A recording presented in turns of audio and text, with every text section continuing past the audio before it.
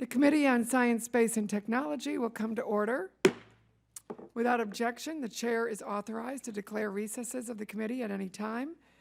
Good morning and welcome to today's hearing entitled, Can the IRS Protect Taxpayers' Personal Information?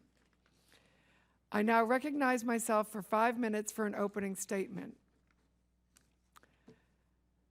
As someone who myself received one of those IRS letters telling me that my tax information had been possibly compromised, as the deadline to file taxes winds down, certainly the only question on taxpayers' mind should be when they will receive their tax refund and not whether someone else has already beaten them to it.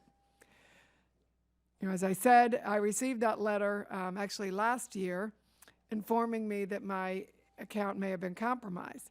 But recent news reports and audits of the Internal Revenue Service by the Treasury Inspector General for Tax Administration and the U.S. Government Accountability Office would suggest otherwise.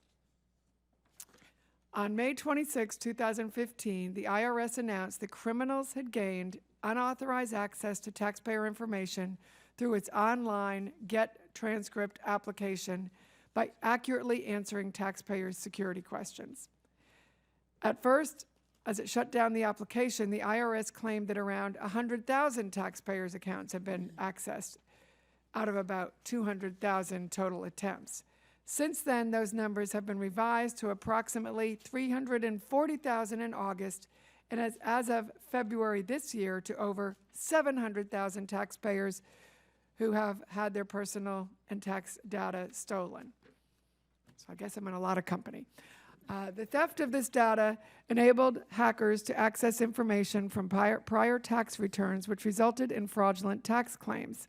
Approximately 15,000 of the fraudulent tax claims were successfully filed with the IRS, leading to an estimated $50 million in illicit refunds.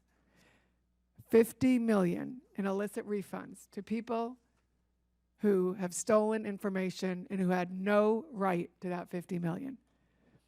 Then on March 7th, 2016, the IRS suspended the Identity Protection Personal Identification Number, or IPPIN, application due to security concerns. The IRS began issuing IPPINs 5 years ago to victims of identity theft as an additional layer of security when they filed their taxes. But the system to protect the IPPIN application was the same as the Get Transcript application that was hacked last year. While the IRS suspended the Get Transcript application in May, it did not, May of last year, it did not suspend the IPPIN application until last month, during which time at least one individual had her taxpayer information stolen and used to file a fraudulent tax return. I understand and sympathize with the frustrations of the American public and the hard-working taxpayers over these incidents. And what makes matters worse is that no one had to break into the IRS system to access information. Instead, the criminals used information from other cyber attacks to accurately answer questions on the IRS website, to access information they should not have been able to access and may not have been able to access had the agency followed security guidelines provided by the National Institute of Standards and Technology. The ostensible lack of compliance with NIST guidelines is disconcerting, to say the least. While I appreciate the IRS's efforts to accommodate most people's desire to access their tax information electronically, it cannot do so at the expense of their security. Again, as someone whose own information was possibly compromised, we never know in these things actually, in last year's OPM hack, I assure you more security is better than less. This would also help many of my federal employee constituents who are impacted by the OPM breach. And I can tell you, as I go around to dozens and dozens of events and businesses, one of the first questions I ask them is, how many of you have had your information breached? How many of you have gotten those letters? Because I've gotten 2 of them. I had my OPM information also breached. And it is rare that I don't have half of the hands at any meeting in my district go up that they have had they've gotten one of those letters from the government. As one of the largest health insurance providers in the Commonwealth, the Anthem hack also hit close to home for us. I look forward to hearing from our witnesses today, and I thank you all again for being here. Before I recognize the ranking member, I would like to ask unanimous consent to enter into the record a couple of reports relevant to the hearing, one by the GAO and one by TIGTA. I also plan to, I will submit my letter minus some of the personal information, just so we have a sample of that. So without objection, so ordered. And I now recognize the ranking member, the gentleman from Illinois, Mr. Lipinski, for an opening statement. Thank you, Chairwoman Comstock, for holding this hearing, and welcome to all our witnesses today. Today we'll be discussing cybersecurity breaches at two IRS online service portals. Just about every American can expect to interact with the IRS during his or her life, and the agency's responsibilities make it privy to significant amounts of personal information about all of these individuals. Consequently, the data breaches at the IRS are particularly troubling, and we should closely examine what the IRS has done wrong when it comes to protecting the personal information of Americans, how it can do better in regard to cybersecurity, and what Congress can do to better support IRS cybersecurity efforts. In meeting their obligation to pay taxes, Americans should have confidence that the IRS is taking all possible steps to protect them from cyber thieves. Cybersecurity remains an evolving challenge across federal agencies as well as the private sector. Standards that were leading edge a year ago may be outdated today. Security is not a one-time goal to be achieved and placed on autopilot. It is a process that requires vigilance, continual learning, and fact dissemination of critical information to prevent and respond to new threats. While no entity, public or private, can protect data with 100% certainty, we must be nimble in learning from failures or missteps in cybersecurity policies and procedures. To this end, we should heed the careful and detailed recommendations of the GAO and the Inspectors General. We must also ensure that decisions on cybersecurity policies are backed by a process that supports accountability, robust and forward-looking decision-making, and a clear sense of the consequences that can stem from data security failures. Unfortunately, it is not at all apparent from the recent breaches at the IRS that the agency's policies were governed by such a comprehensive process. The two breaches we are discussing today, the GET transcript application and the identity protection PIN application, should not be viewed in isolation. Both of these breaches were facilitated in part by the same security weakness, namely the over-reliance on out-of-the-wallet questions derived from credit report data. While in principle, the answers to such questions should only be known by taxpayers, in practice, they can often be guessed or uncovered from sources such as social media or websites compiling public record data. As a result, a breach in one application should have tipped off the IRS that the other was vulnerable as well. Yet the agency continued to make online IP PIN retrieval available long after shutting down the GET transcript application because of security concerns. Further, the agency continued to do so even after the Treasury Inspector General for Tax Administration warned the IRS to shut down the IP PIN tool as well.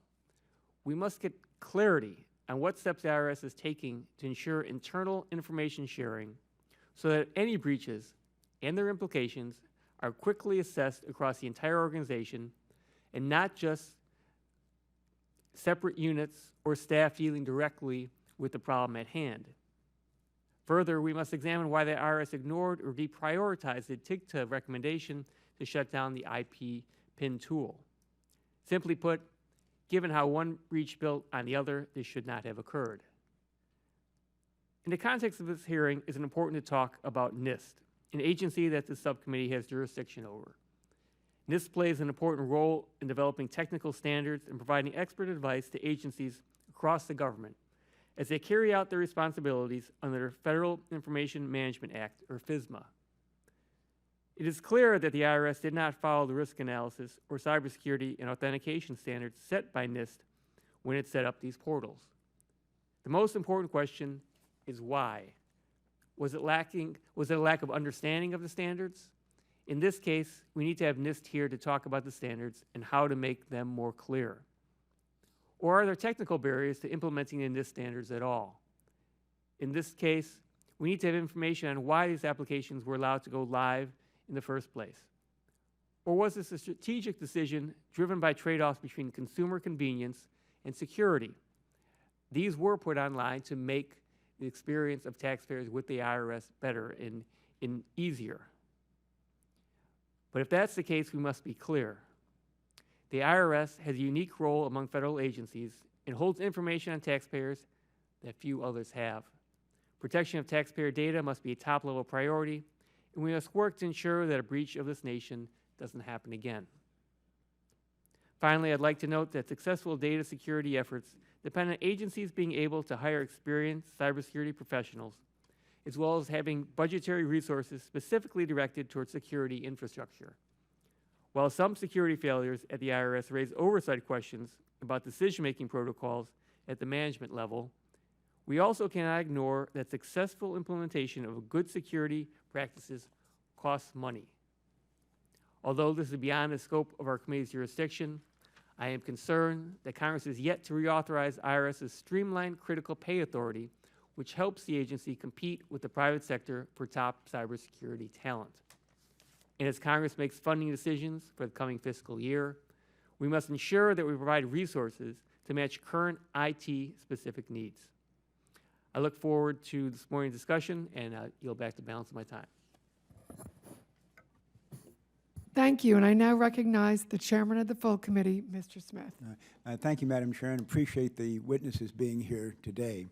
In this Congress, the Science Committee has held half a dozen hearings on cybersecurity issues and vulnerabilities at federal agencies. And we continue to hear the concerns of millions of Americans who, quite frankly, don't trust the federal government to protect their personal information from cyber criminals. Too many federal agencies fail to meet the basic standards of information security.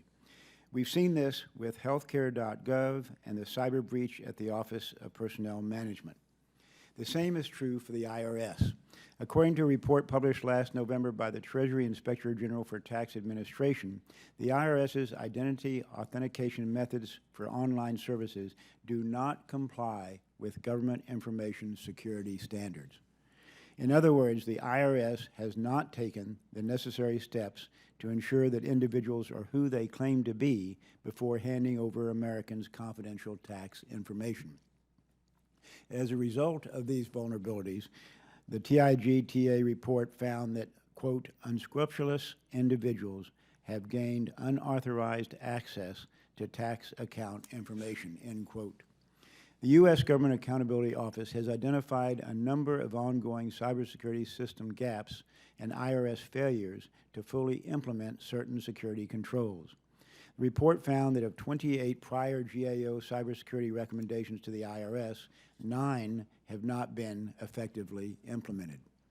These gaps could open the door for cyber criminals to steal confidential taxpayer data. The past year's IRS breaches are especially troubling. Taxpayer data was fraudulently accessed not through a forcible compromise of the computer systems, but by hackers who currently answered security questions that should have only been answerable by the actual individual. The hackers likely accessed the requisite data from prior high-profile hacks. Last year's OPM and Anthem health insurance breaches compromised the information of over 100 million people. This included the names, addresses, dates of birth, and Social Security numbers of the victims. For cyber criminals, this information is similar to making duplicate keys to your house. It's a license to steal whenever and wherever the criminals find an opportunity. The IRS security breach demonstrates once again that rigorous adherence to all cybersecurity protections must be the top priority for every federal agency.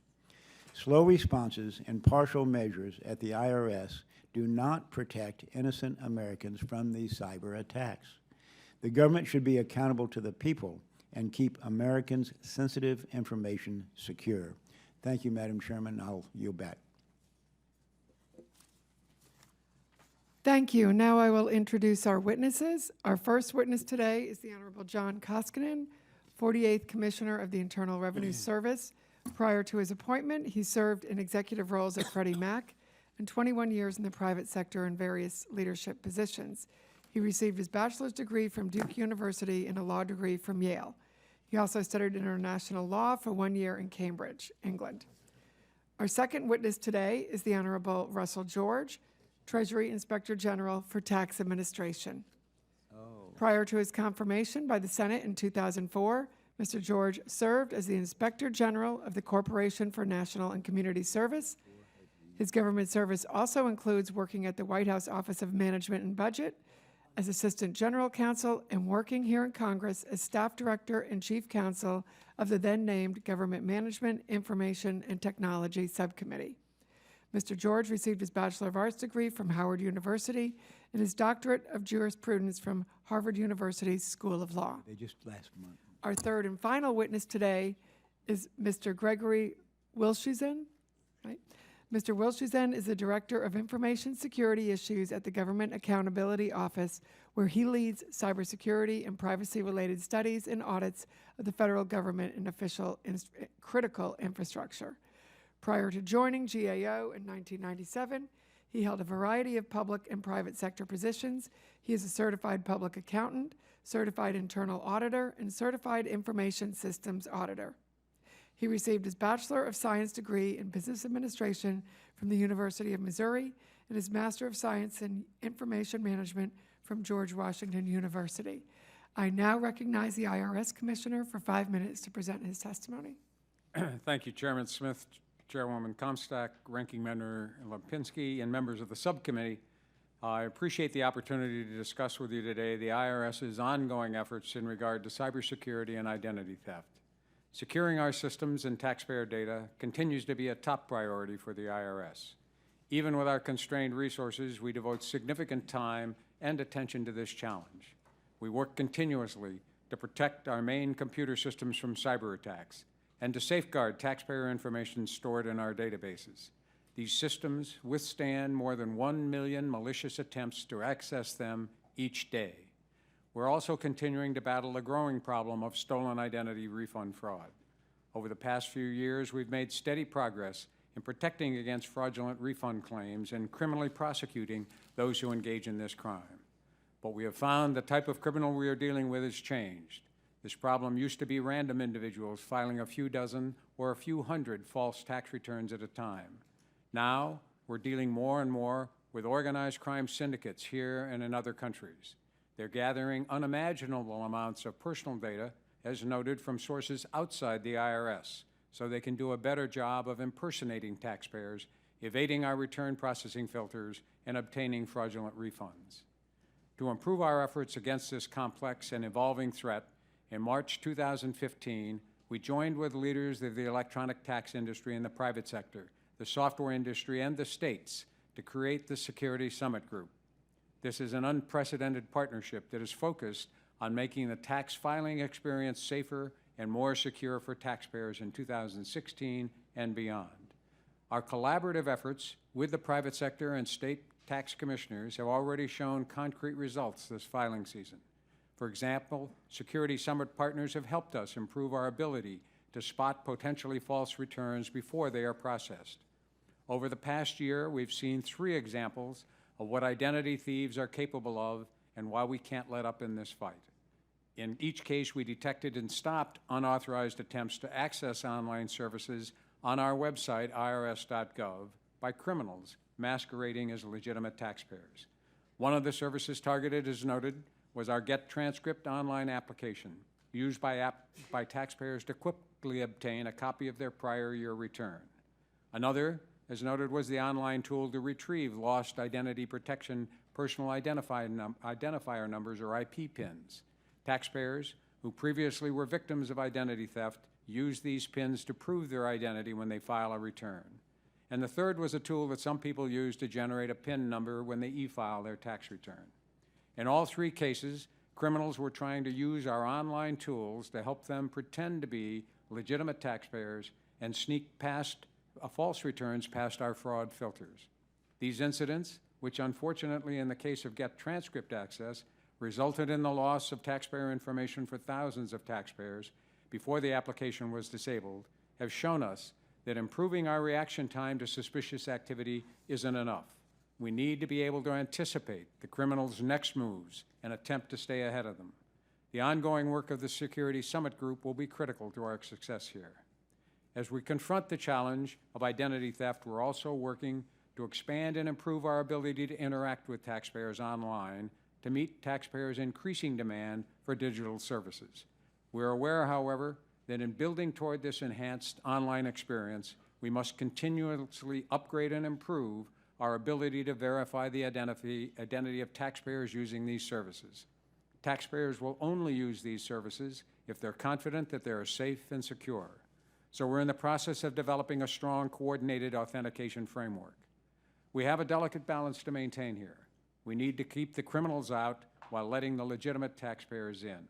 Our goal is to have the strongest possible authentication process for our online services while maintaining the ability of taxpayers to access their data and use IRS services online. Congress can provide critical support by providing adequate resources for these efforts. We appreciate the $290 million in additional funding Congress provided for fiscal 2016, which included funds to improve cybersecurity and fight identity theft. We used over $100 million of that funding and are using it now in those areas. Sustaining and increasing funding in this area will be critical as we move forward.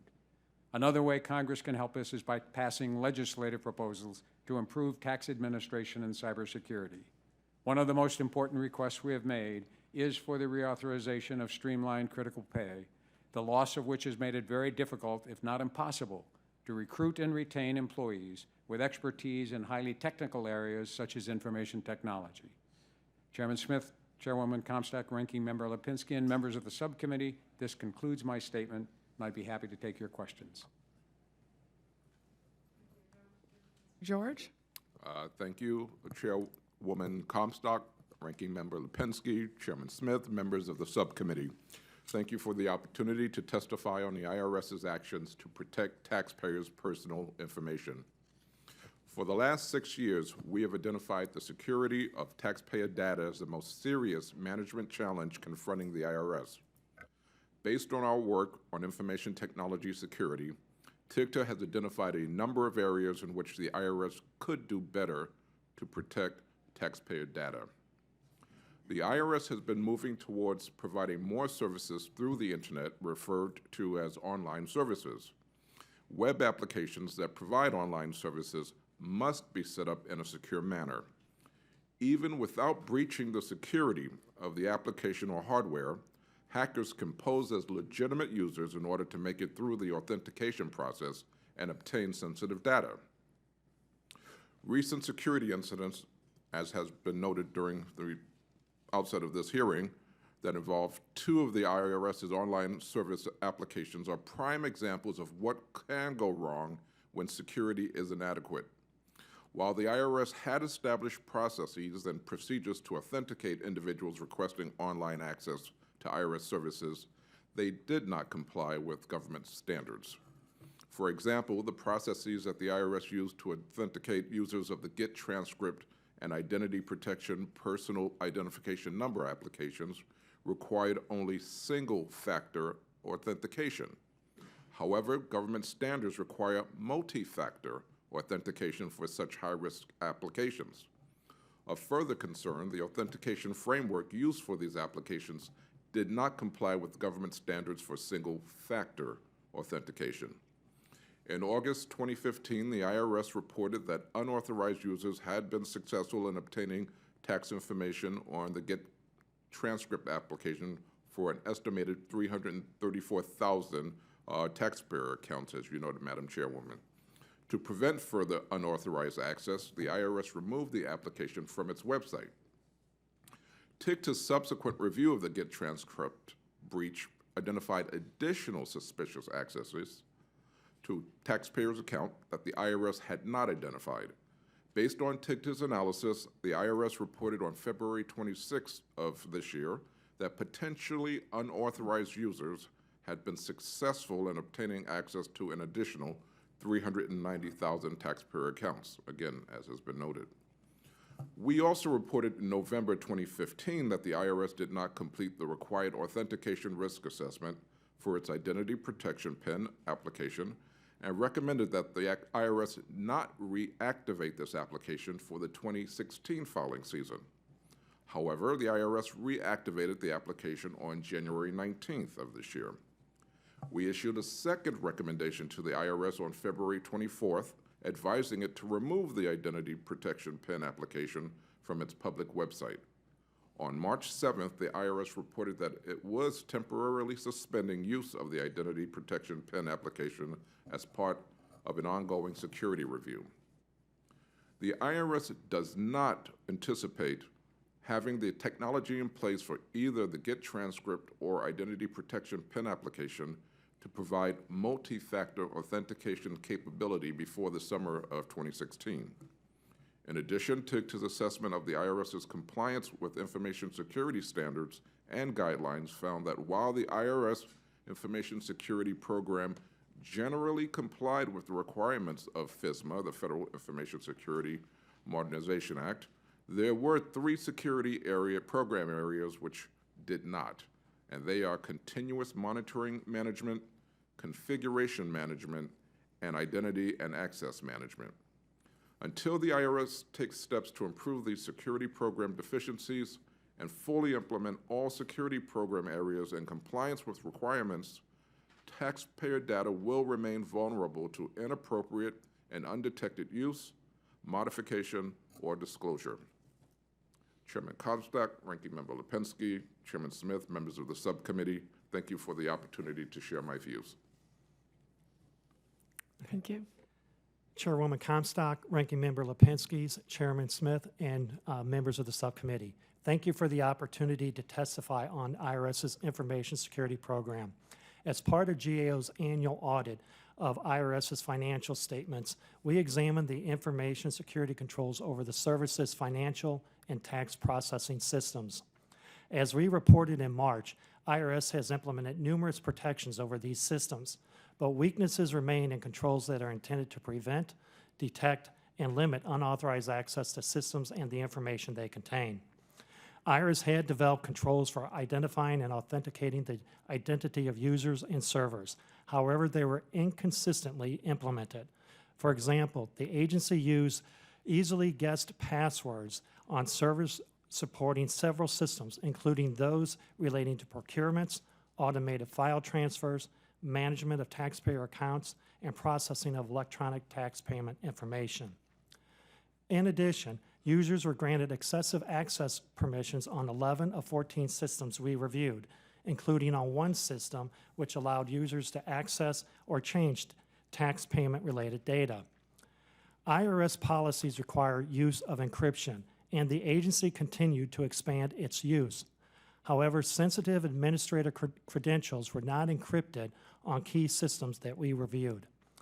Software patches were often not installed in a timely manner on several systems, including at least one critical patch that has been available since August 2012.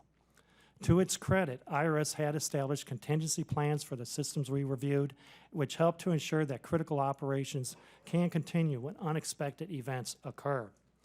Nevertheless, the control weaknesses we identified were caused in part by IRS's inconsistent execution of its information security program. Including the 45 new recommendations we made in March, IRS has yet to implement 94 of our recommendations. Implementing these recommendations will assist IRS in bolstering its information security and protection over taxpayer information. Until it does so, taxpayer and financial data will continue to be exposed to unnecessary risk. The importance of protecting taxpayer information is further highlighted by the recent incidents involving the Get Transcript online service and the billions of dollars that have been lost to identity theft refund fraud. This type of fraud occurs when a criminal obtains the personally identifiable information of a legitimate taxpayer and uses it to file a fraudulent return seeking a refund. Because of its continuing significance, we added IRS's efforts to combat identity theft refund fraud to our high-risk area on the enforcement of tax laws. IRS has acted to address this problem, but additional actions are needed. In January 2015, we reported that its tools for authenticating the identity of taxpayers using e-file had limitations, and recommended that IRS assess the risks, costs, and benefits of its authentication options. To assist and guide federal efforts, OMB, the Office of Management and Budget, and the National Institute of Standards and Technology play a key role in developing information security policies, standards, and guidelines for federal agencies. Among other things, OMB and NIST have developed guidance for agencies implementing e-authentication protocols. OMB is responsible for overseeing and holding agencies accountable for complying with information security requirements, such as those provided in the Federal Information Security Modernization Act of 2014. In summary, IRS has made progress implementing security protections over its tax processing and financial systems. However, it needs to do more to adequately safeguard taxpayer data. Until IRS fully implements all of our recommendations to mitigate deficiencies in access and other controls, to consistently implement elements of its information security program, and to assess the risks, costs, and benefits of its authentication options, taxpayer information will remain at unnecessary risk. Chairwoman Comstock, Ranking Member Lipinski, Chairman Smith, this concludes my statement. I'd be happy to answer your questions. Thank you, and thank all of you. And I now recognize myself for 5-minute question rounds. We'll be having our questions now. Mr. Koskinen, I'd like to read you a quote from Mr. George, which said, quote, "It continues to identify, TIGTA does, significant security weaknesses that could affect the confidentiality, integrity, and availability of financial and sensitive taxpayer information." Now, we have no choice. I don't. I've got my LifeLock, but I've got to send it in anyway, to send in all our personal information to the IRS, even though we don't know that you're not doing enough to secure that data, as we've heard here today. Can you right now assure the American taxpayers, our hardworking taxpayers, are going to be working over the weekend, because it's not due till Monday this year, so they're going to be turning it in on Monday, that the IRS information, that their data is 100% secure? I don't think there's any financial institution of any size in the world that can give you a 100% guarantee. As noted, the organized criminals we're dealing with are increasingly sophisticated and well-funded, but I can tell you it is the highest priority for us. I can tell you that, knocking on wood thus far, our basic database, notwithstanding the over 1 million attacks a day, continues to remain secure. We have not had a data breach into the database, but we do not think that that necessarily means we can stop. In fact, we're using $95 million of the additional funding that Congress gave us on cybersecurity to deal with, in fact, the issues that you've heard about, that is continuous monitoring, being able to, in fact, segment our systems to protect them. So all I can tell you is we're doing everything we can. At this point, the basic database has been secure. We hope it will be secure, but as I say, I can't give you a 100% guarantee it'll always be secure. Now, my understanding, and actually the speaker was interested in this hearing, because as he's been interested in what's going on with the IRS, and he had asked about the IRS cybersecurity staff has been cut as the budget increased. Why did the agency cut its cybersecurity staff when they received additional resources? That's an incorrect statement. The cybersecurity all of our staff, we're down 15,000 people. We'll be down 17,000 people over the last 5 years because of budget cuts. The cybersecurity staff, the IT staff, in fact, has gone up somewhat.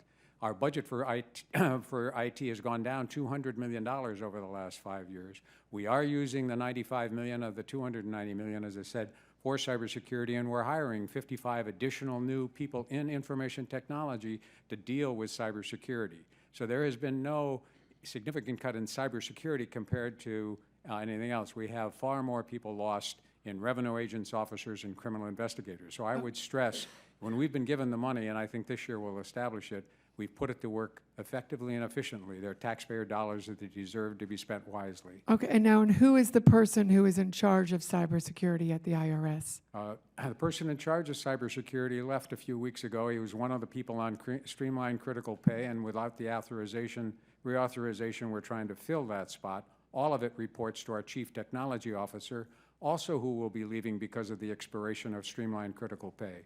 It is important for everyone to understand. We have So right now, let me just get, Right right now. now, the person who's in charge of cybersecurity is leaving. Has And left. the person he has left. person he reports. And the person who he's reporting to, the CT, also, so the cybersecurity leadership has left the building? We have people replacing them internally, but what we need, as Congressman Lipinski said, is Congress needs to give us the reauthorization to allow us to hire the highest skilled, capable IT security experts we can. We struggle otherwise. We find good people in the private sector and say, if you'll sit there for 3 to 6 months while we work you through the process and fill out the applications, we'll be able to hire you. And these people are in great demand. Our people are in great demand. The people who are leaving are being recruited by the best companies in the world.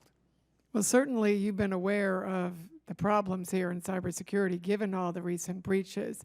So when this is, you don't have these people now, but what kind of planning have been going into this planning we so that you'd have that kind of talent Yeah. pool Well, when this expired, when you lost the people? We have succession plans. We have replaced the director of cybersecurity on an acting basis, but that's one of the reasons that the most critical request we have of Congress is to give us the additional support we need to bring people of the highest skills into the agency. Okay, now, have you talked with other agencies about how they're dealing with cybersecurity? And We talk with them all the time. We work closely with the Department of Homeland Security, the Justice Department, the FBI, others. and how often do you personally have the meetings with these cybersecurity leaders within the agency? I've met with the Secretary of the Department of Homeland Security, and I've No, I mean with these people who just left. What type of meetings did you have sort of to emphasize that this was, you say, is a top priority? So if it's a top priority and we have the two people who are leaving, I'm just wondering how often you were like, okay, you guys are leaving. Who do we have to replace, and what are we doing for the succession plan? I meet with the Chief Technology Officer probably every 2 weeks. I have a regular monthly meeting with him for over an hour to review all of the matters of information technology. He participates in all of our senior executive meetings. Okay. Okay, I see my time has expired. Now I'll recognize Mr. Lipinski for 5 minutes. Thank you. I want to say yes, no one's happy here having to do their taxes right now, and Right. fortunately my wife's an actuary and she takes over those duties. She'll be working on finishing this weekend. But I'm not here to beat up the IRS. I don't want to beat up the IRS. It's not my purpose. It's not because the TV camera's here. But I think we need to know what has gone wrong and why, and get a guarantee that that is not going to happen again. Now, there's no 100% guarantee of security. We know that. We have to accept that. We strive for that, hopefully. Everyone should be striving for that in both the public and private sector, but there's no 100% guarantee. But I want to understand the reasons for the issues that Mr. George and Mr. Wilshusen had, the issues that they brought up, such as the IRS didn't use the multi-factor authentication, that the risk assessment wasn't done for IP PIN. And on top of that, there are 2 requests from TIGTA before IP PIN was taken down, and that there are 94 recommendations from GAO that have yet to be implemented. Why have these things happened? Is it a lack of understanding of the NIST standards, the technical requirements? Is it a lack of ability within the IRS to do cybersecurity correctly? What is it that caused these issues in the past, and why should we sit here and believe that those same things are not going to happen in the future? Or is there anything wrong with the what we've heard about these issues in the past? Was there anything incorrect about those, or did those happen? And why should we expect that they're not going to happen in the future? As you noted, we're dealing with a moving target. Life is getting more complicated. The challenges are more sophisticated. When the Get Transcript application was designed and formulated in 2011 and 2012, The out-of-water questions were, in fact, a standard way of verification. It was what was used by banks and financial institutions. The analysis was done and the determination was made that at that time that was the appropriate authentication in light of the balance, as you noted, between convenience for the consumers and the risks. As identity fraud and identity theft has increased and the sophistication has increased, it has become clear that questions that used to be answered only by the taxpayer now are actually more easily answered, although half the time the criminals can't even answer them. But I would note on the GET transcript, 22% of legitimate taxpayers could not answer their own GET out-of-wallet questions. So it's not as if anybody could walk in and answer those questions. But it became clear over time that, in fact, more and more information was in the hands of the public, and though out-of-wallet questions were no longer sufficient under the day. But that was not the decision and not the situation when it started. I would note that we value and work cooperatively and collaboratively with the IG and GAO. Over the last few years, we've had over 2,000 recommendations from them, and we work and we take them seriously, and in fact, we are implementing them as quickly as we can.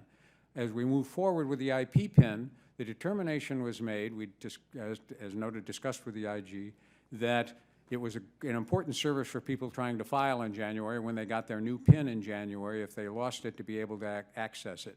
What we did was add another layer of authentication in the sense that we marked every Social Security number when anybody got an IP PIN access, put that into a file, and every return filed with those Social Security numbers is put through a review. If there's any questions, we write taxpayers. A number of the letters taxpayers are getting are to re-authenticate them before we will process those returns. As a result, we've determined that over 40,000, about 135,000 accesses were made. 40,000 returns that have been filed have been authenticated as legitimate taxpayers.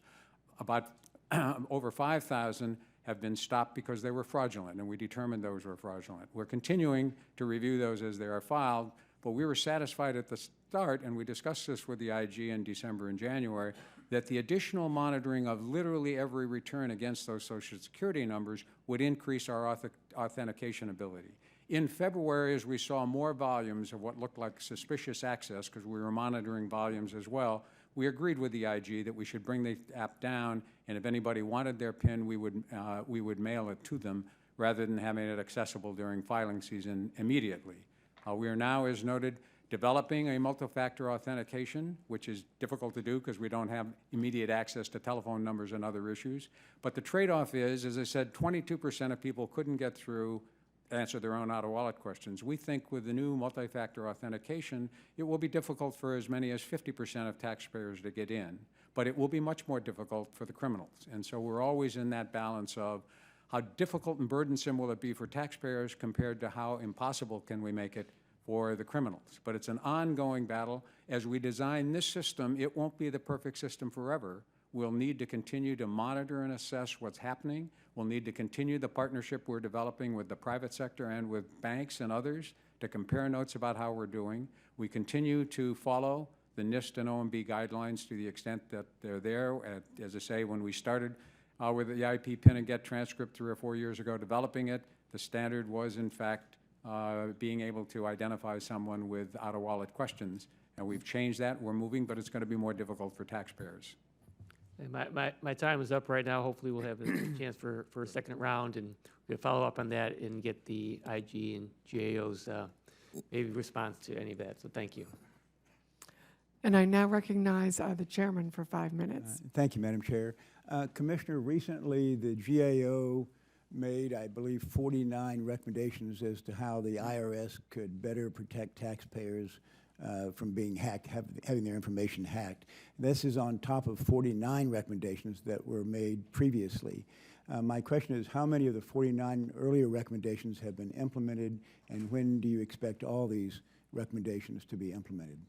We're working on those. GAO, as I say, we've had a couple thousand recommendations over time. GAO has done a very great service for us in the last year of prioritizing of the range of recommendations, which are the highest priorities, and we are working on those. Our hope. How many of the 49 have you implemented so far, the earlier 49?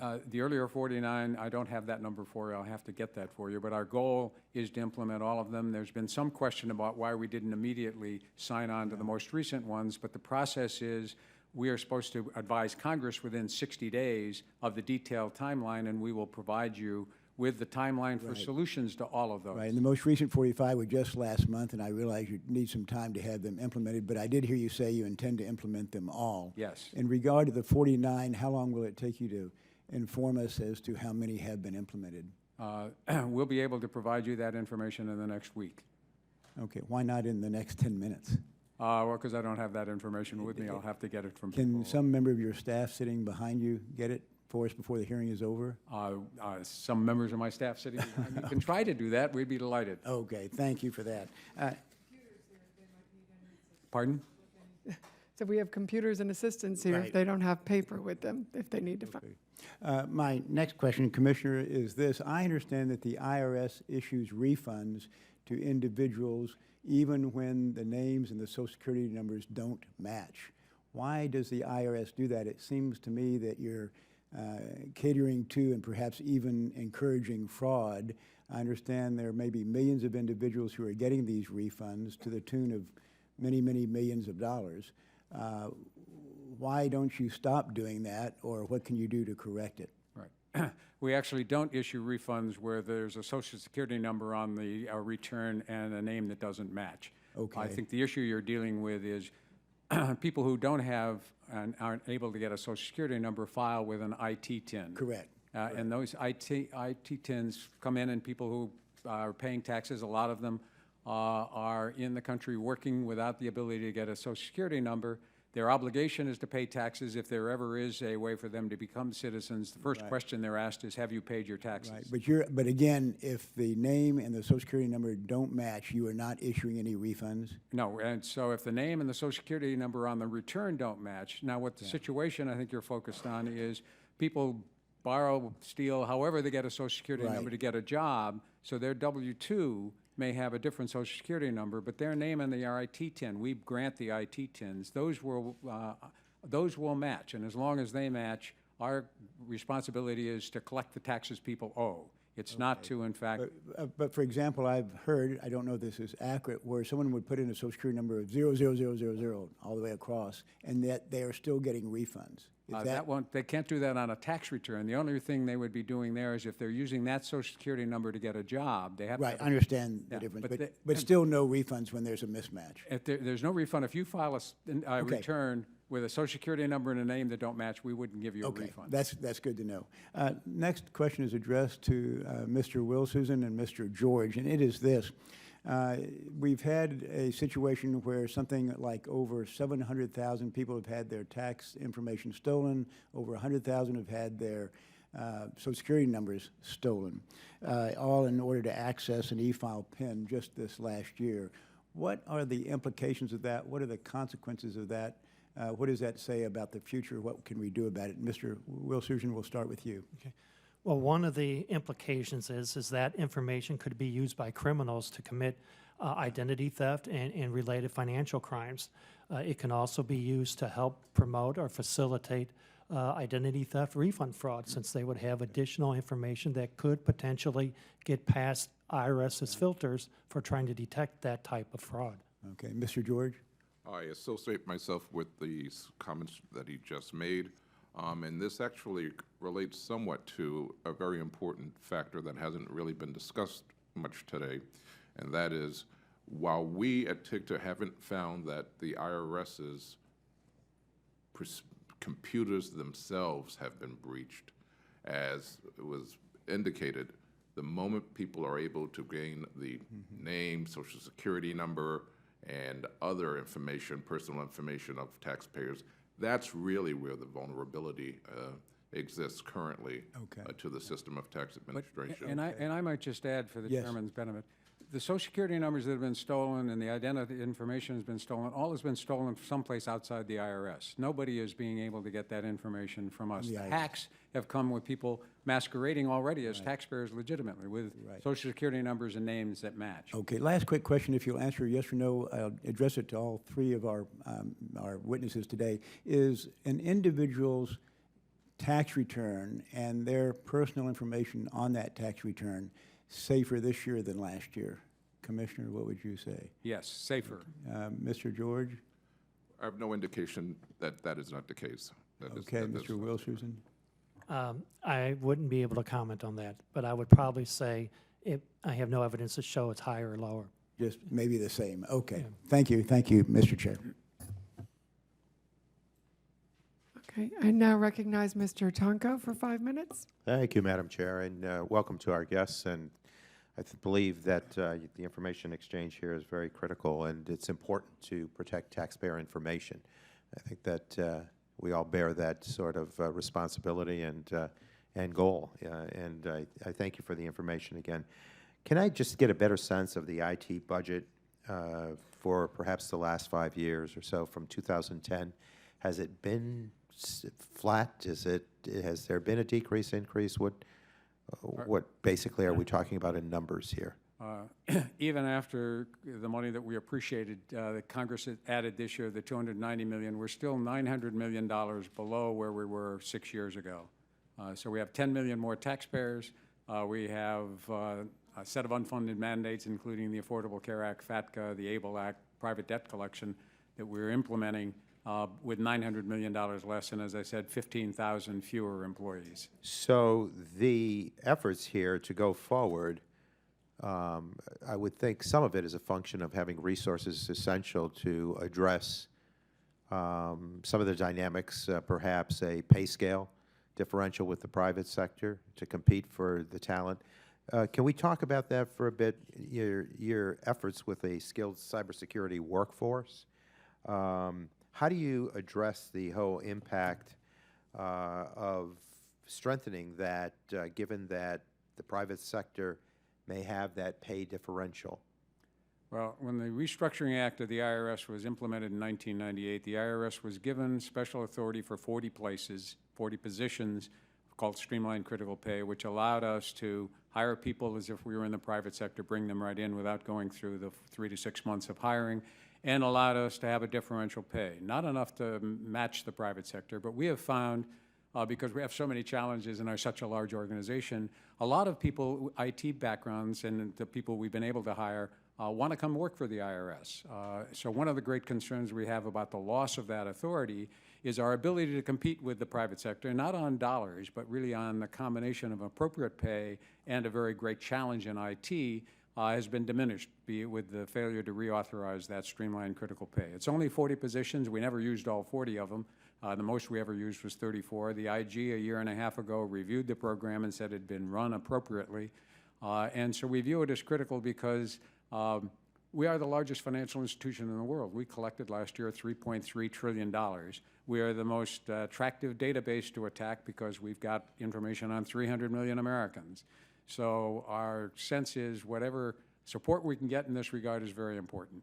And in the last 5 or 6 years, you've had to make up a decline in revenues, resources, with the shot that you got, the one shot you got last year, but that must have impacted somehow, addressing the differential.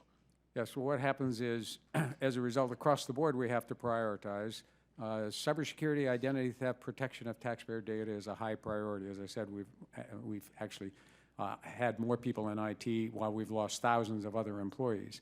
But it does mean, for instance, on patches, there are thousands of patches. We have a very complicated system that come in every year, and we have to prioritize which we can implement because we actually have a limited amount of resources. That's why we appreciate the work that both the IG and GAO do, helping us prioritize of those security updates, which are the most critical that need to be improved immediately. And so, other than the workforce issue, what are those reforms or those improvements? Where do we need to reach? What are the tools in the toolkit that we require to provide for taxpayer protection here? Well, we're continuing to work, as I say, to implement the recommendations that we have and that we get from the IGs and GAO. As I say, we need to improve, and part of the money we're spending this year out of the 290 is to improve our continuous monitoring of the system. We're working on segmenting the system, so if you actually happen to get into the database, you can't run barefoot through it all. You'll only be able to get into limited parts of it. We're working to improve the security, as noted by GAO. I don't have it with me, but you can't I can't access my computer, not with, I don't need passwords. I have to actually put an identity card into the computer.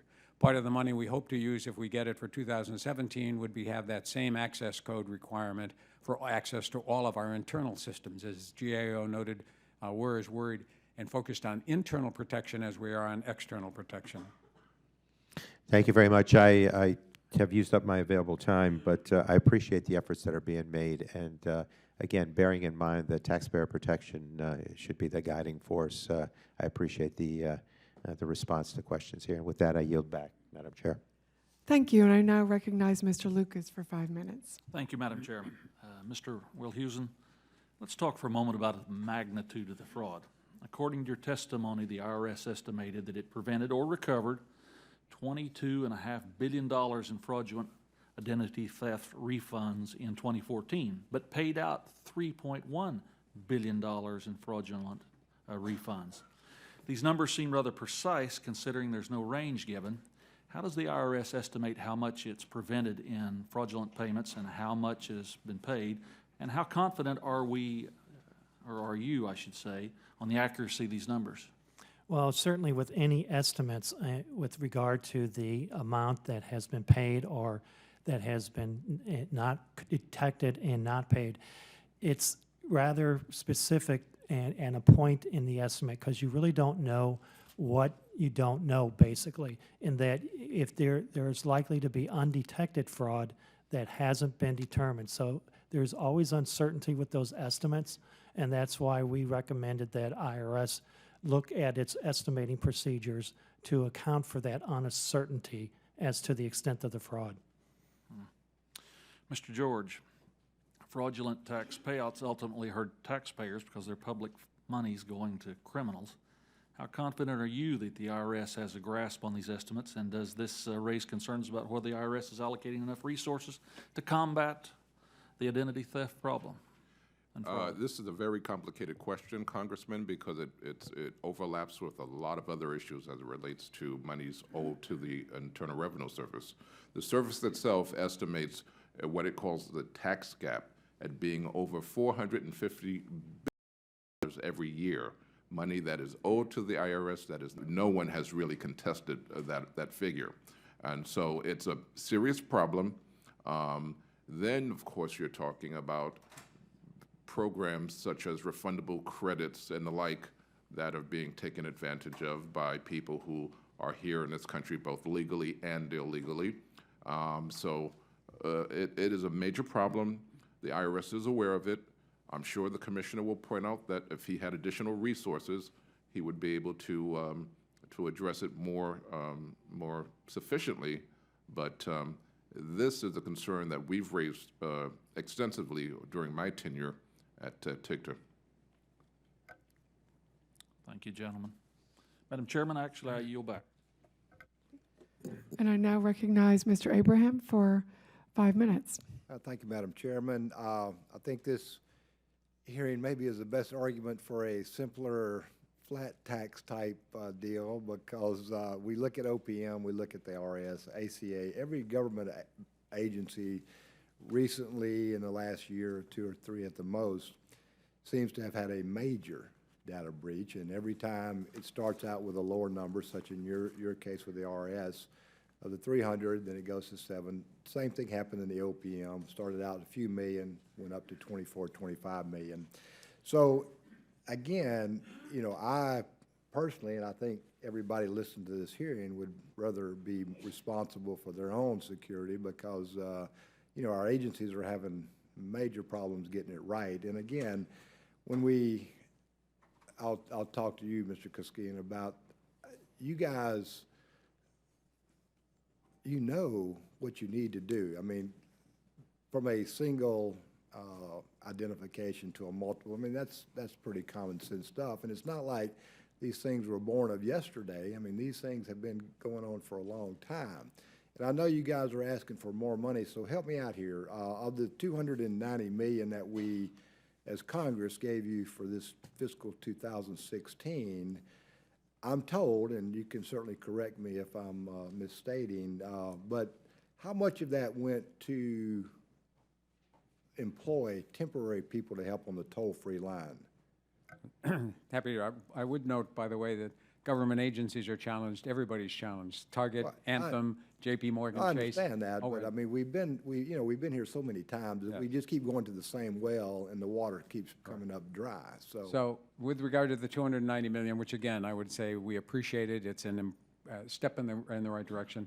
178 million was devoted to taxpayer service. Last Right, year, So is that about 1,000 employees? so we hired slightly over 1,000 employees, temporary employees. We hire 8,000 to 10,000 temporary and seasonal employees to help with filing And season. I guess my point is that 178 million did not go to specifically fight cybercrime. No, the other, then of the 178, 95 million went to cybercrime. Right. And another 16 million went to identity theft, primarily to support our partnership with the private sector and the states. All right, so I'm doing the math and certainly don't want to disparage any employee at the IRS. I'm sure they hopefully earn their money every day, but 1,000 to 178 million, that's $178,000 per employee. Is that the normal salary? I mean, I may want to apply there.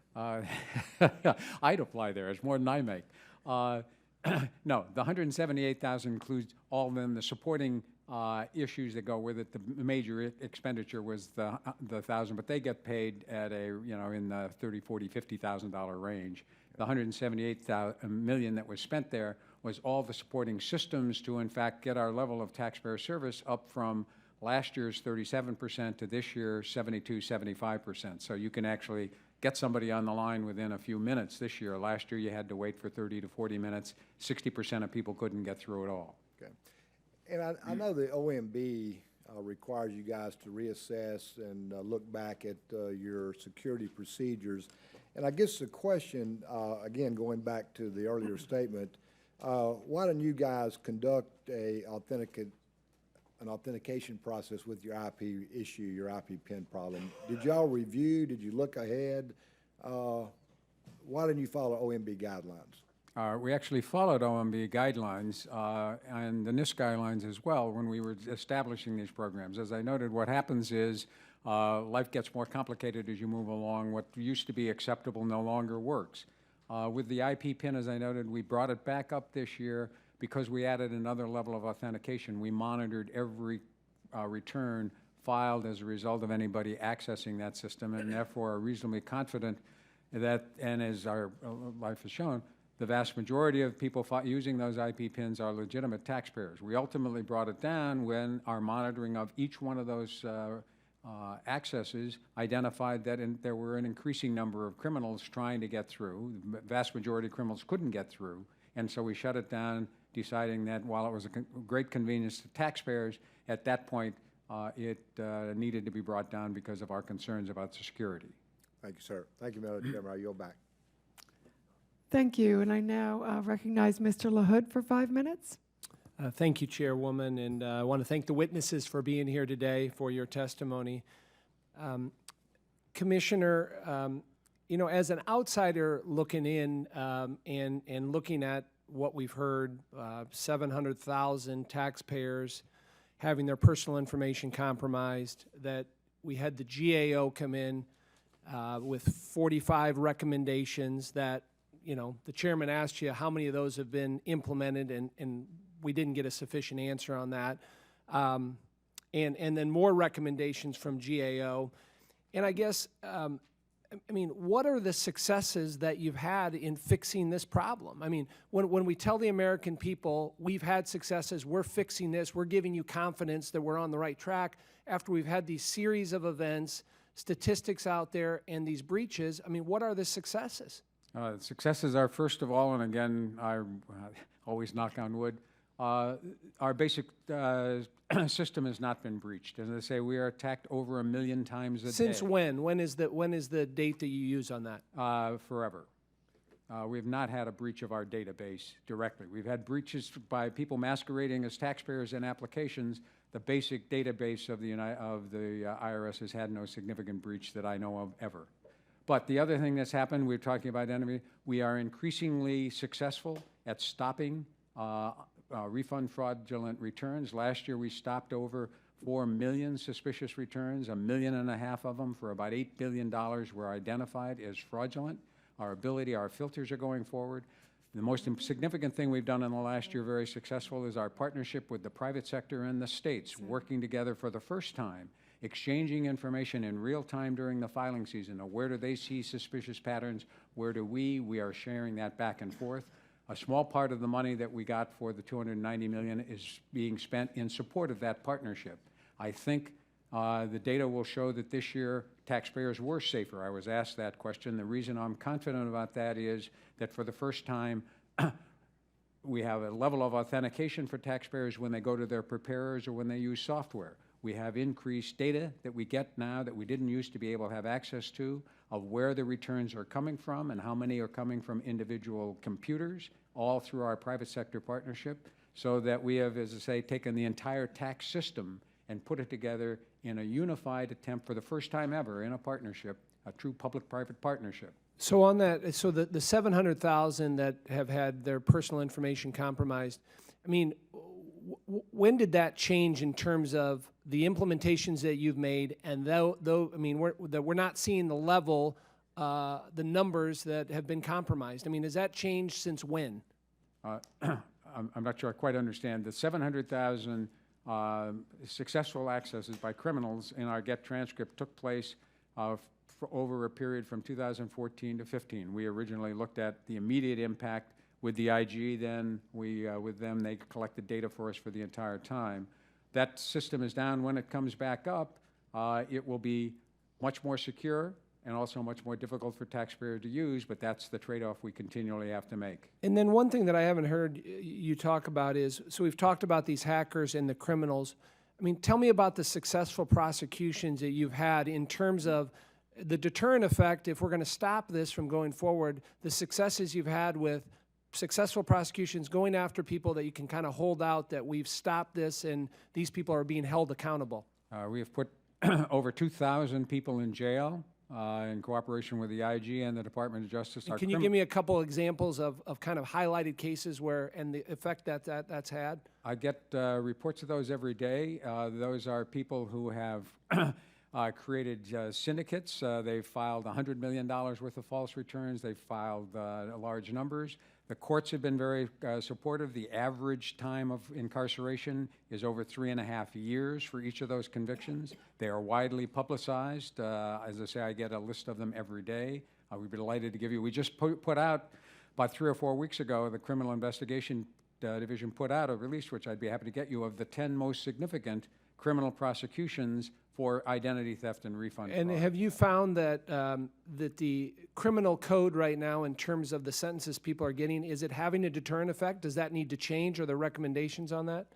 At this point, we don't. We think that the courts and the code have been sufficient on that ground. As I say, part of what's happened as we've, I think, begun to be successful at stopping criminals locally. Increasingly, what we're discovering is we're dealing with organized crime syndicates in Eastern Europe and Asia, where it's much harder to get prosecution. The people that are operating with them here are basically relatively low level. We have over 1,700 investigations going on right now, leading toward further criminal prosecutions. But at this point, I don't think increasing the severity of the penalty for fraud is a need for us. As I say, the courts have been very good. Average sentences, some sentences have been in the range of 10 to 20 years. Thank you. Those are all my questions. Okay, and now recognize Mr. Hultgren for, oh, he's not here now, okay. Mr. Molinar for 5 minutes.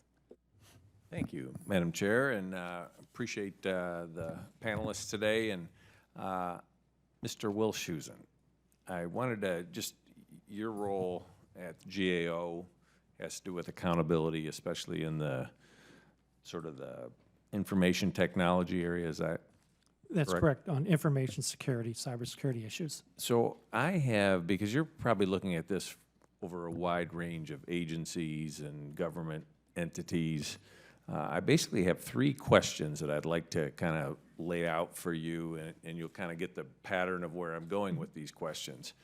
So you might want to just take notes just so you, I apologize for overwhelming you with 3 questions at the same time, but basically I just wanted you to elaborate on the testimony you've already given, and just so I have a clear understanding. But the first question is, what potential enforcement and accountability options could be applied against an agency that is non-compliant with OMB and NIST information security standards and guidelines? That's kind of the one question, you know, what options are available?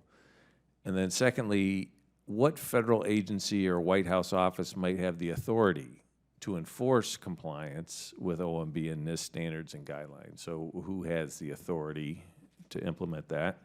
And then finally, and thirdly, are you aware of any cases when action was taken against any agency for failing to comply with OMB and NIST information security standards and guidelines? Okay, first I would answer those questions in order. In terms of enforcing compliance or holding agencies or individuals accountable for implementing information security, it starts first at the agency, where the head of the agency under FISMA, the Federal Information Security Modernization Act of 2014, requires the head of the agency and assigns overall responsibility to the head of each agency to ensure that that agency implements appropriate safeguards to protect against the unauthorized use, disclosure, modification of information within that agency. And that head of the agency is also responsible for enforcing and ensuring that individuals and employees within that organization are held accountable and comply with that policy and with those procedures. Some of that responsibility has been delegated to the Chief Information Officer, and in some respects at some agencies it may also be at the Chief Information Security Officer will have some responsibilities to help program managers and assist them in complying with the procedures. At the government level, it's the Director of Office of Management and Budget under FISMA who has responsibility for assuring and enforcing the compliance of information security under the law, under FISMA.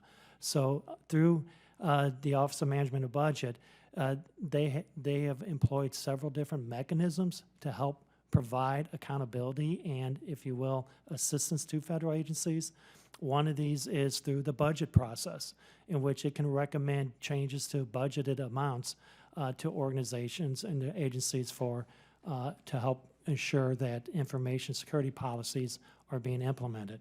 It's also through cyber stat meetings, which the office has established, in which it will meet with officials from individual agencies to talk about weaknesses or issues of concern related to information security at that agency with those officials from that agency.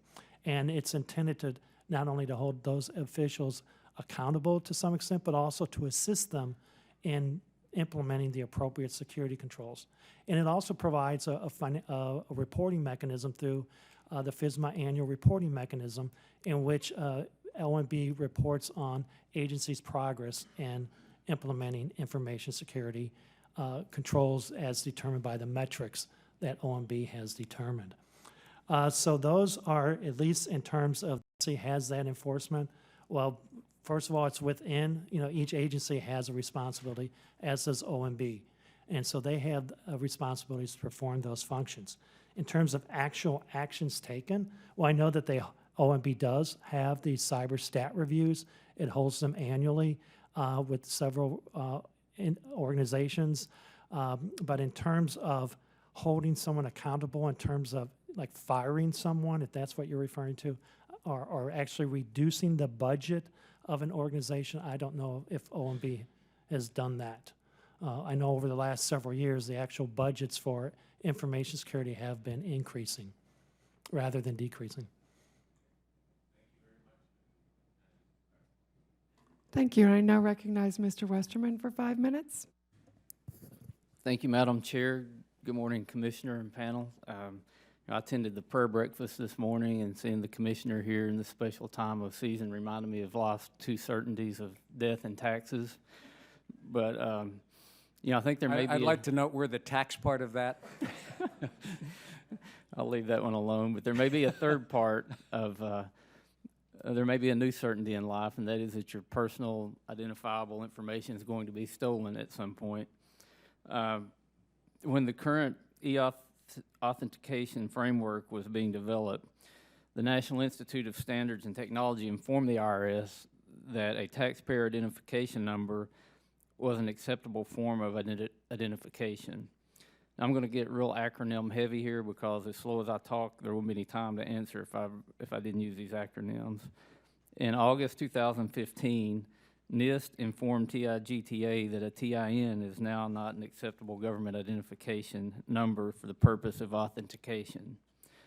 IRS agreed with this update and indicated the agency would take steps to conform to NIST standards. So my first question is, when and how did NIST initially inform the IRS that a TIN was acceptable?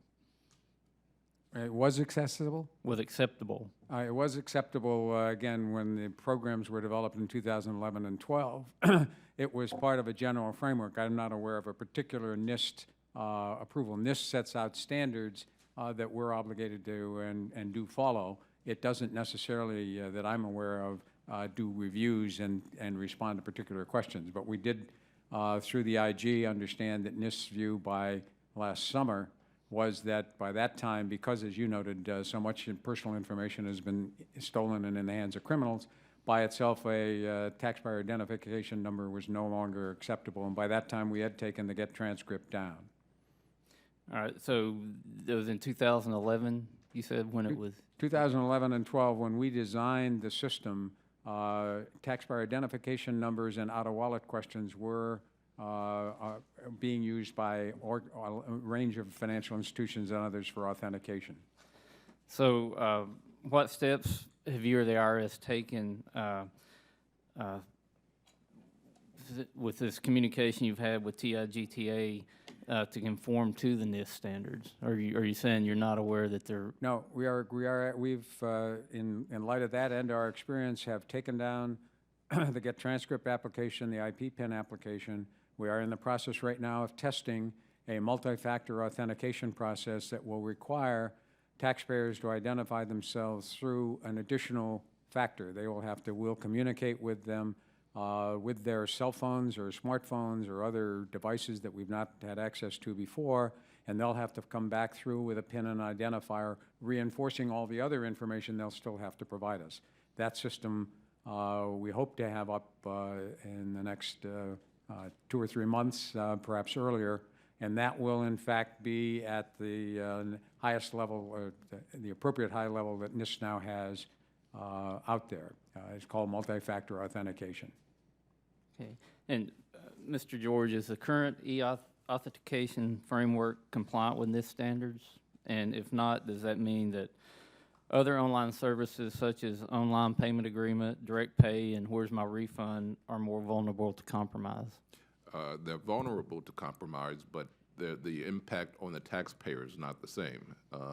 If someone wants to find out where their refund is, it won't affect, even if it's an impersonation type of situation, that won't affect the amount of money involved here. I mean, they might get additional information that ultimately could be misused if one of the factors that to authenticate who the taxpayer is what was your refund last year.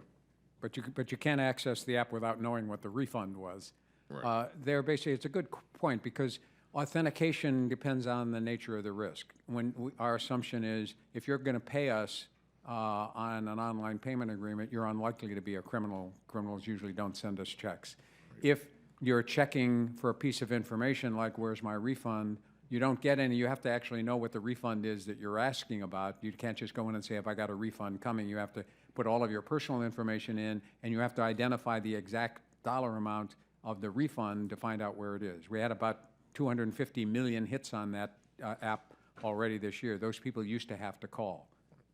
Now, keep in mind also, and this should have been stated at the outset, there's the figure of 700 or 400,000, 800,000. That number is not accurate because if someone gets access to information under the Get Transcript application when it was up and running, they also have access to dependent information and spouse information. So that number could be exponentially higher in terms of potential victims of identity theft or or any other taxpayer mischief. And then ultimately, again, and I'm glad that the commissioner and he and his staff have been extraordinarily cooperative, Congressman, but the IRS simply misjudged the risk of the processes that they had in place when they first instituted the Get Transcript program. They thought it was a very low-risk endeavor, and it obviously turned out not to be the case. Yield back, Madam Chair. Thank you, and I now recognize Mr. Palmer for 5 minutes. Thank you, Madam Chairman. Mr. Koskinen, one of the potential vulnerabilities that concerns me about is that government employees have access to the federal system to access their personal emails, Facebook, websites, online shopping using the federal network. Has the IRS taken any action to restrict access by their employees? I'm not sure. In other words, do you allow your employees to use the federal network for personal use? no, actually, you can't do personal email at home, and your government email is to be used for government purposes. We are very strict about no one does work on their own personal computer. They may do other things with their personal computer, but basically we restrict websites. We are actually now taking another look at should we restrict even access to more websites than there are now. But as a general matter, people do their personal work on their personal computers, do office work on their office computers. Thank you. Do you have a written policy that you could provide the committee? I'm sorry, A written policy to that effect? written policy about that? I'd be delighted to provide that to you. Thanks, sir. Last week, I had the opportunity to tour the Center for Information Assurance and Joint Forensics Research at the University of Alabama, Birmingham. This center's doing fantastic work under the in the cybersecurity field, producing talented students with the ability to make a real difference in the fields under the leadership of Gary Warner. The thing that disturbed me in this is that despite the government's tremendous need for individuals with this skill set, the director of the center explained that he has students applying for jobs at the federal agencies who don't hear back from them for months, and they wind up getting jobs in the private sector. And I'm talking about some of the very best. Right. I want to know if the IRS has taken any steps to expedite the interview process for people with a skill set that we definitely need. All right, well, certainly in that area. As a general matter, as I say, our problem is we're not hiring very many people at all. We'll shrink by another 2,000 to 3,000. The only way we've been able to deal with the budget cuts, since 70% of our budget is people, is simply not replace people. That's how we've shrunk by that much. But IT is an area where we're trying to hire. The process you mentioned is, in fact, when you apply for a job in the government, you go into the normal process. It takes 3 to 6 months. Many times it's several weeks or months before you hear back when you've applied. And it's why, as we discussed earlier, for us at the senior level of trying to get the best people, the streamlined critical pay authority is so critical, because nobody's in greater demand than cybersecurity experts. Mm-hmm. And if we tell them it's going to take you 3 to 6 months, but just sit tight and we really want to hire you, by the time we get back to them, they're not there anymore. And I think that I take your point. Yeah. We have fewer than 300 people under age 25 in the agency because we've not been able to hire. So those are exactly the kind of people that we would love to hire, we ought to be hiring, and that we ought to be able to try to figure out how to get into the system. Madam Chairman, I don't know what our responsibility would be through the committee, but I would like to recommend that we develop a procedure that would expedite the interview process for such critical personnel, so that we could get those more of those highly skilled people into places where they can help protect our IT systems. Mr. Wilshusen, according to your testimony, the IRS estimated it prevented or recovered $22.5 billion in fraudulent ID refunds, identity theft refunds in 2014, but paid $3.1 billion in fraudulent refunds. I don't know if the GAO has looked into this, but those numbers are fairly obvious. It's money that's leaving the system. But do you have any idea what it costs the IRS to engage in prevention and recover activities? Because that's an additional cost to the federal government. I do not. Mr. Chairman Koskinen, do you? On cybersecurity generally, we spend about $150 million a year just on cybersecurity. On all of we have about 3,500 people working on identity theft devoted to that. We've never pulled together the full cost of protecting against identity theft and refund fraud, but it's obviously money well spent if we were able to stop $25 billion from going out the door. Earlier there was a question, how accurate are those numbers? We're pretty good at knowing which refunds we stopped. The point is a good one. We can tell which refunds got out when somebody, a legitimate taxpayer, comes in. There's always an uncertainty of which fraudulent refund went through where there was no competing filing. Those are the ones you don't know. What I'd like for you to do, if you don't mind, is to provide the committee with at least an estimate of what you're spending on recovering fraudulent refunds. Madam Sure. Chairman, if I may, I have one more question. Mr. Wilshusen, in the area of information security controls, how many recommendations has the GAO made to the IRS, and how many of those recommendations remain unimplemented, and how far back do those recommendations go? Okay, we have recommendations that remain outstanding and open that go back to our report in 2011 and 2012. And so some of those recommendations actually pertain to filing seasons or fiscal years from like 2010, 2011. We have right now 94 open recommendations, but that includes 45 new recommendations that we just made in March.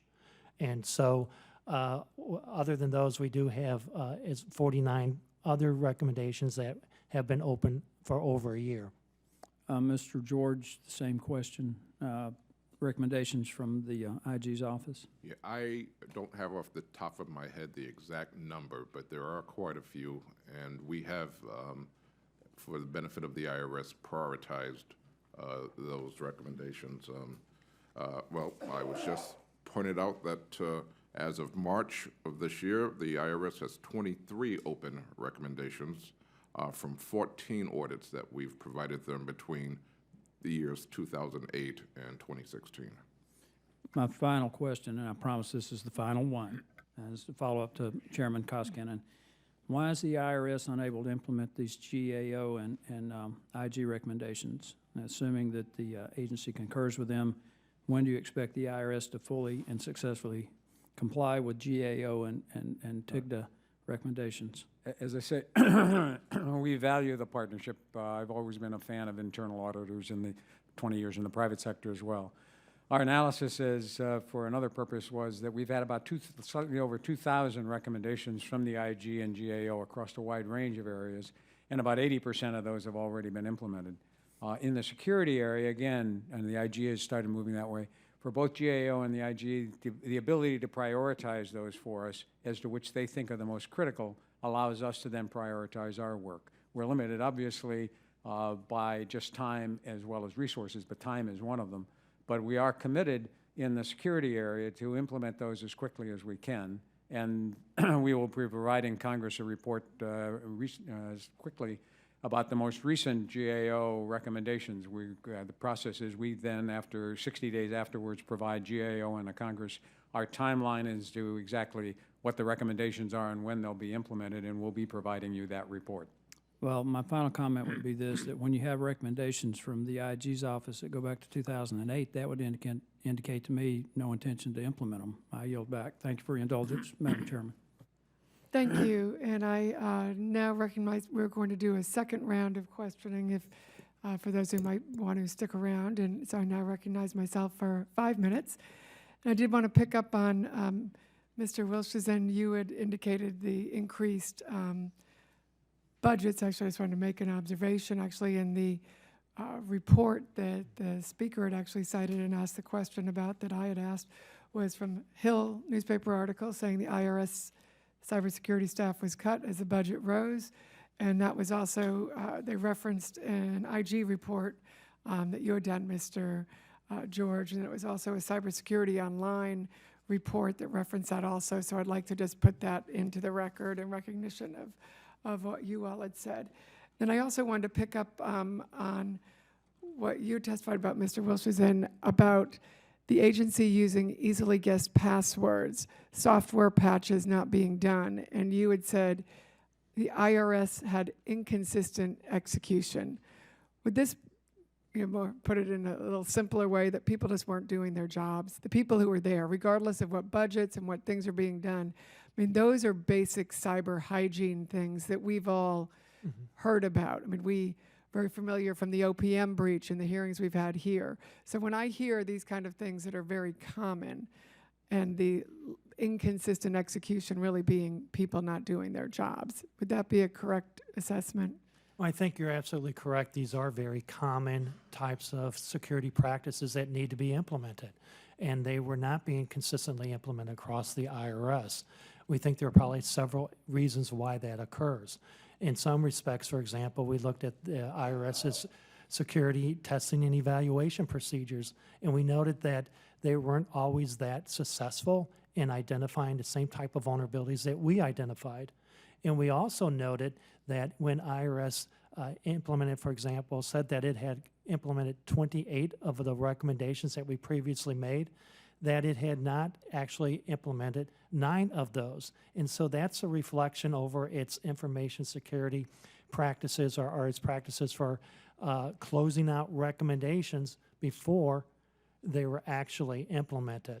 So there's probably a number of reasons why these conditions continue to exist, and certainly not performing those functions and responsibilities in an appropriate manner contribute to that. And I'd like to ask you and Mr. George, given that right now there's basically no one in charge of cyber at the IRS from what we've learned today. I think that's unfair. That's not what Well, I said. I'm asking Mr. Wilshusen and Mr. George, does that, in terms, you were asked earlier about the safety, and when these basic things that you're seeing, and when they're telling you 28 of them have been implemented, but 9 of those haven't, their own self-assessment is inaccurate.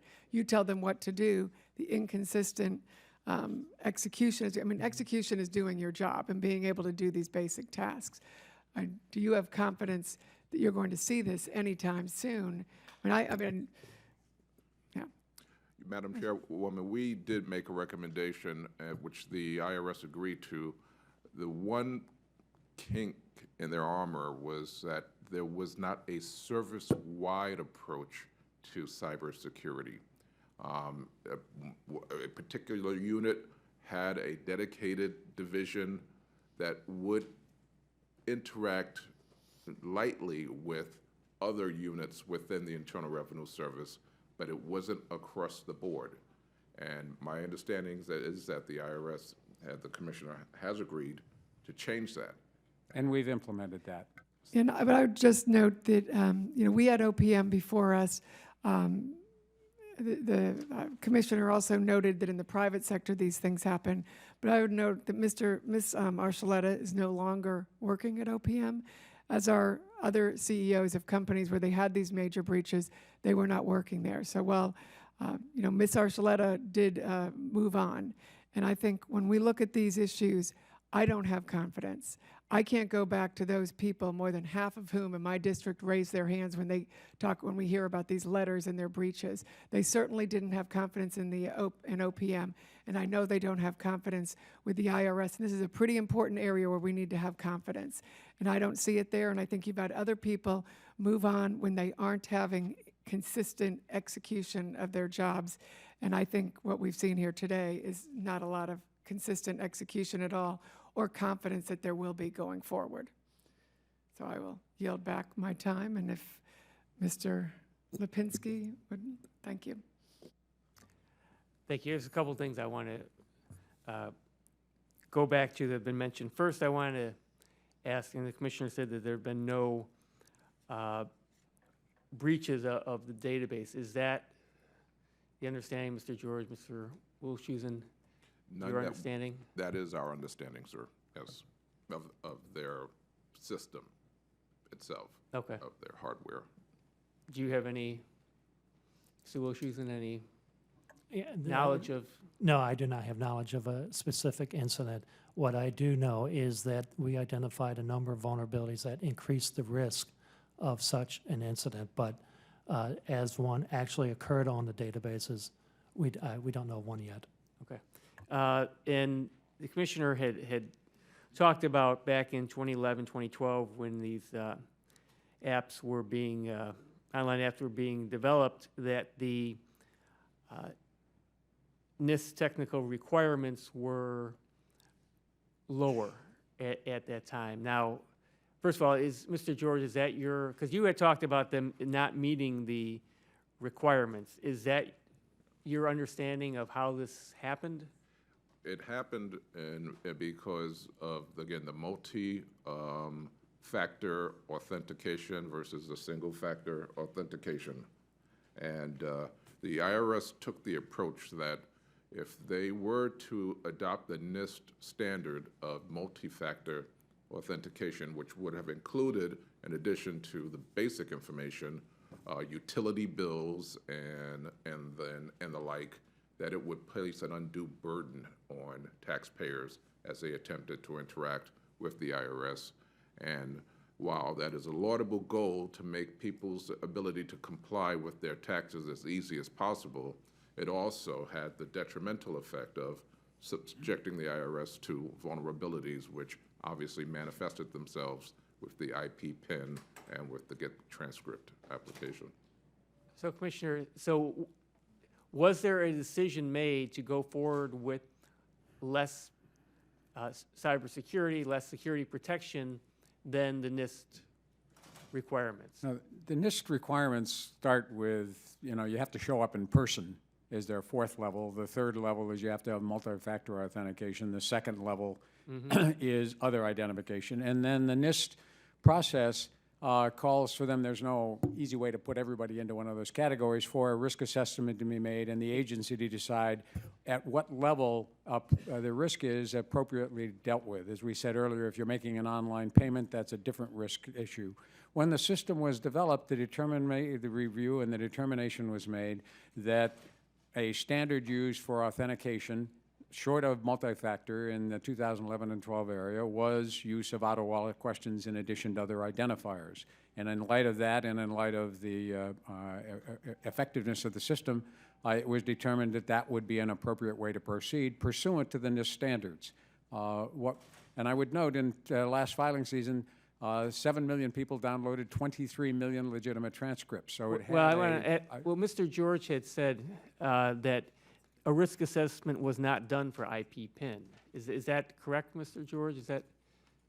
A risk assessment was not done to the extent that it should have been, and what I was really referring to is that a risk assessment was done for the GET transcript, and they made the wrong call. They did. That's what I stated earlier in my testimony, that they considered the risk assessment, in your opinion, it seems like from experience, was not. They made the wrong call. Okay, I'll just use your words. They made the wrong call. But there was so it wasn't just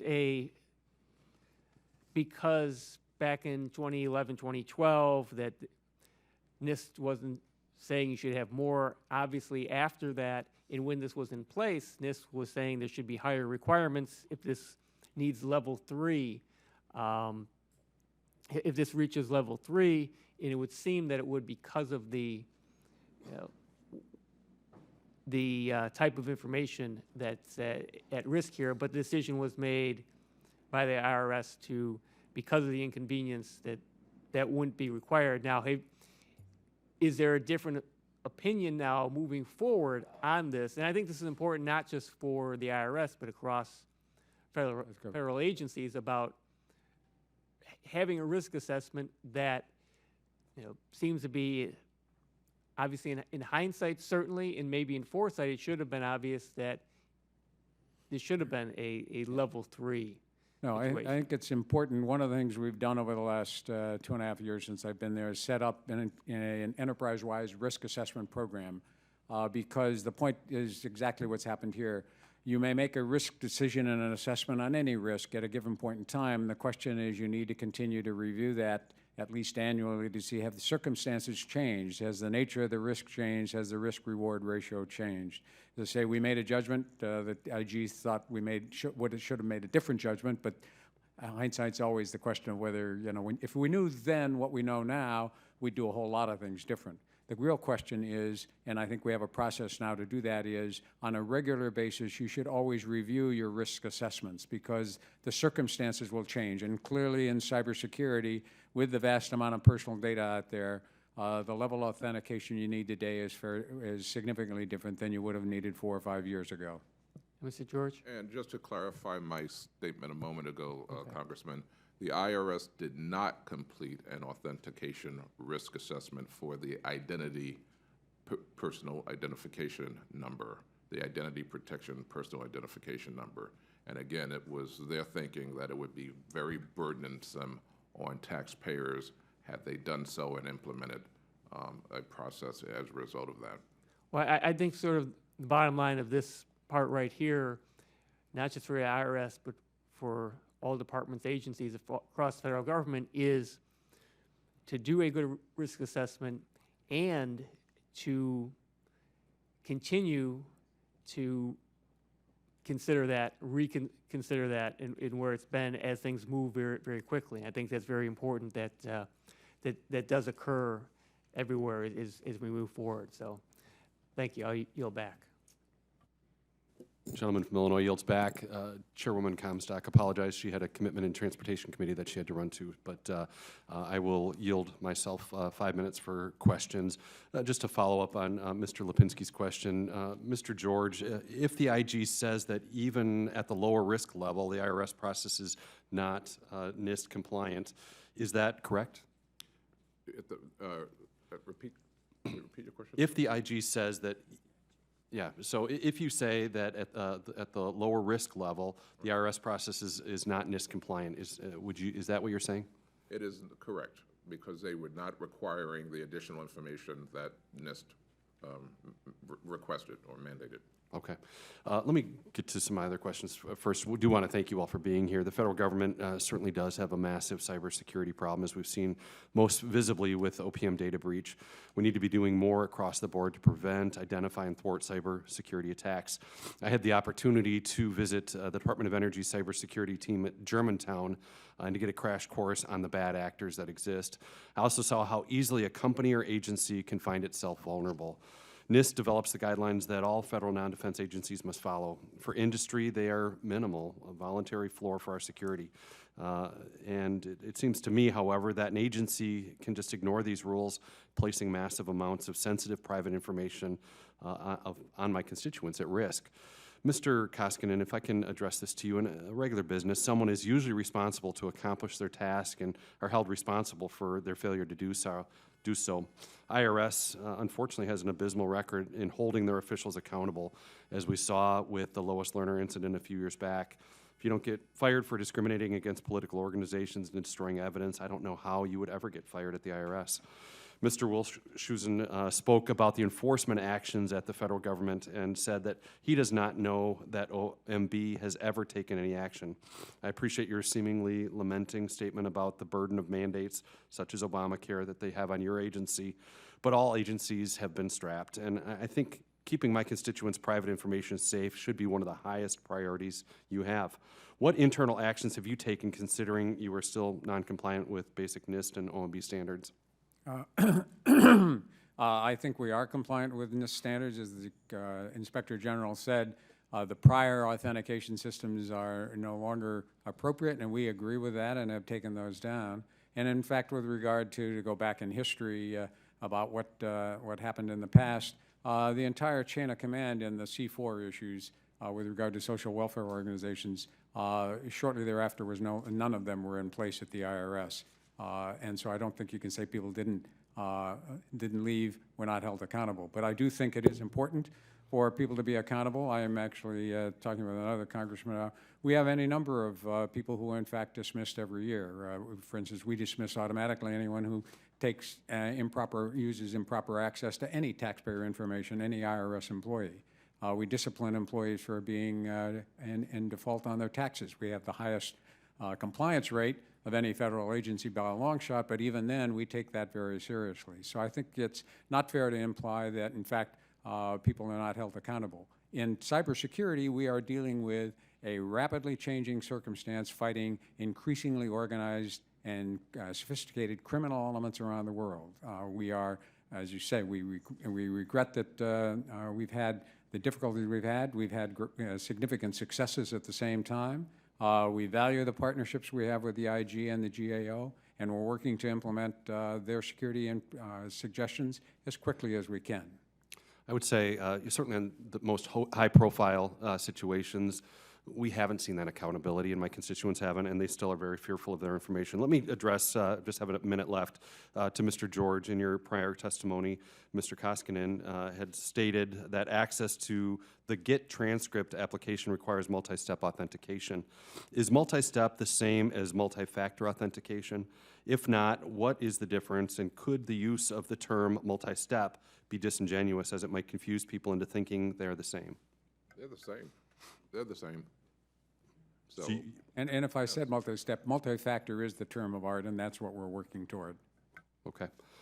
Well, again, thank you all for being here. Appreciate your work. This is obviously an ongoing concern for our constituents. They're frightened, quite honestly, of what could happen and might happen if their information is compromised. So I want to thank you all for being there, and I'll yield back the balance of my time, and I will thank the witnesses for their testimony and the members for their questions. The record will remain open for 2 weeks for additional written comments and written questions from members. The hearing is adjourned.